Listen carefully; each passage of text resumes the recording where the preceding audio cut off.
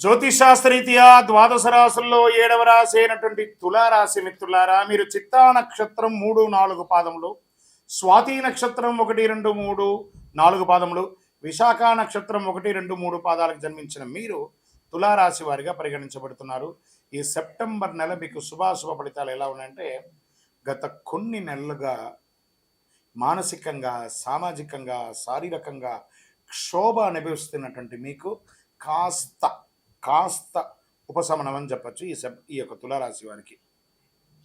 బుధుడు 10వ ఇంటికి, 5వ ఇంట్లోని శని తిరోగమనంలో, 11వ ఇంట్లో సూర్యుడు, కుజుడి నెల మొత్తం 9వ ఇంట్లో, 12వ ఇంట్లో రాహు మరియు కేతువు, బృహస్పతి 8వ ఇంట్లో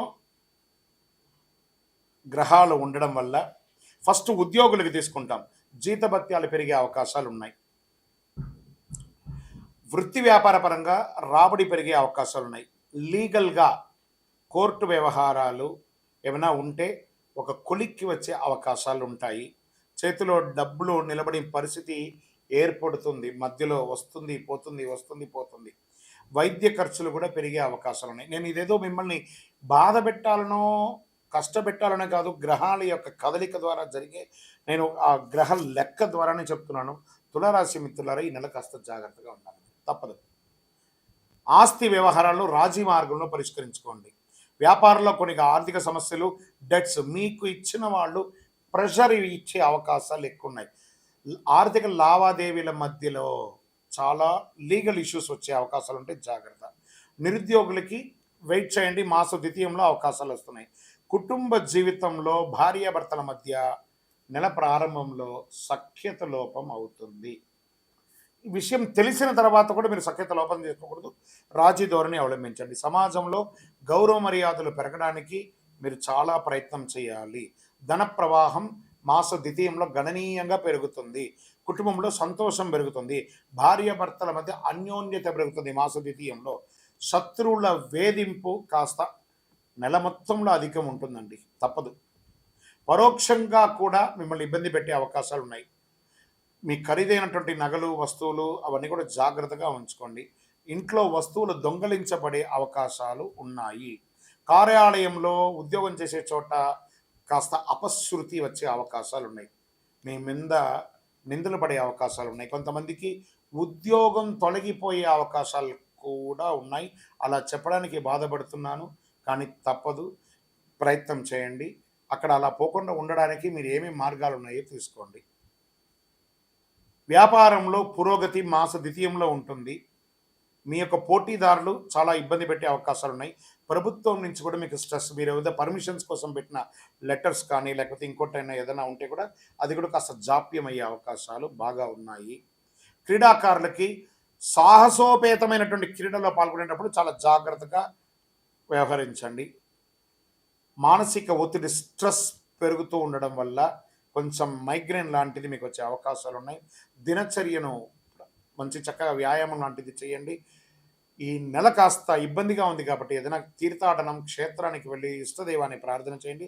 రాజకీయ నాయకులకి ఇది గడ్డు కాలం, తస్మాత్ జాగ్రత్త. షేర్ మార్కెట్ అస్సలు ముట్టుకోవద్దు. మీడియా రంగం వారికి కూడా మిశ్రమమే. ఐటీ రంగంలోనే చాలా మార్పులు జరగబోతున్నాయి.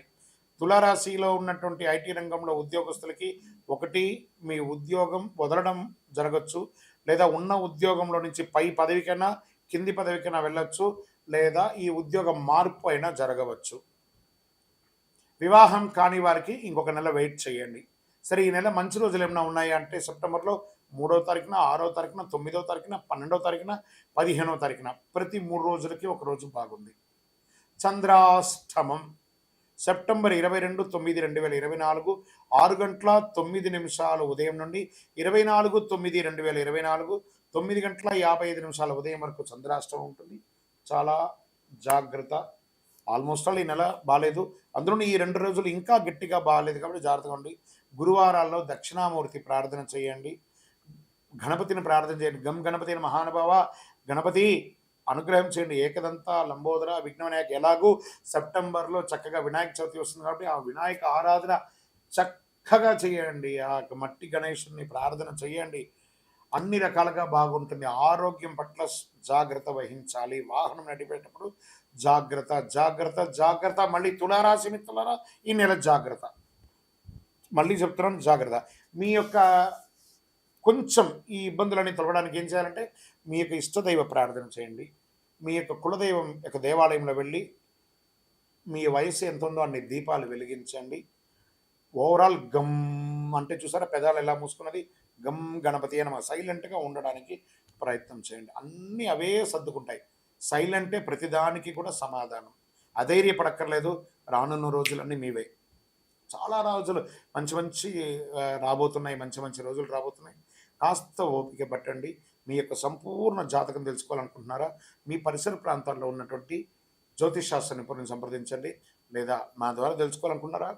ఈ కింద కనబడుతున్న నంబర్‌కి మీ date of birth, time of birth, place of birth WhatsApp చేయండి. కాల్ చేయకండి. మేము మీకు రిప్లై ఇస్తాము. కరుంగాళి మాలను ధరించండి. అన్ని రకాలైనటువంటి ఇబ్బందులు తొలగుతాది. విజయోస్తు.